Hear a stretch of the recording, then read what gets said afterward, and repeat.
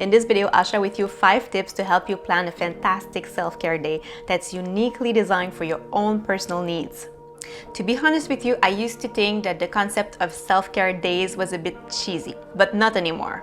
For the past few months, I've planned at least 1 or 2 self-care days per month, days entirely dedicated to taking care of myself. And I always end up feeling refreshed and energized and having more motivation to work on my projects and my business. So in next week's video, I'll share with you what I personally do on my self-care days. But today, I would like to talk about how you can design and plan a self-care day that's adapted to your own personal needs.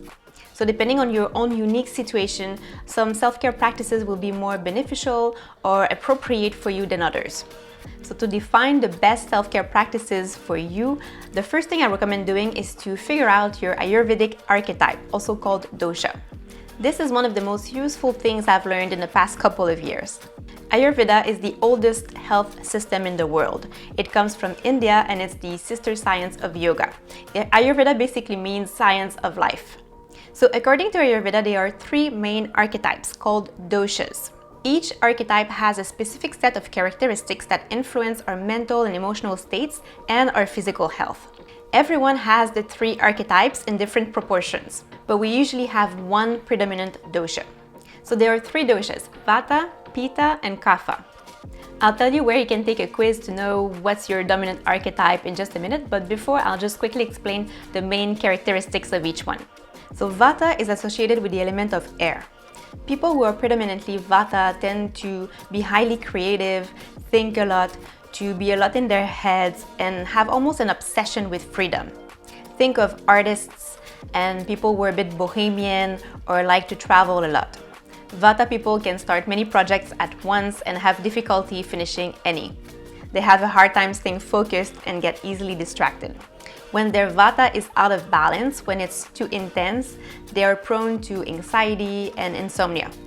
I'm very vata.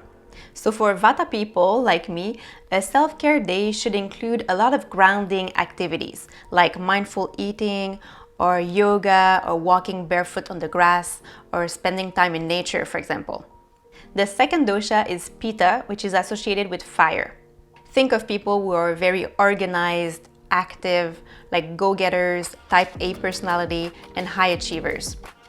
They tend to have more self-discipline and willpower than the other archetypes. For those people, a self-care day should focus on slowing down and relaxing.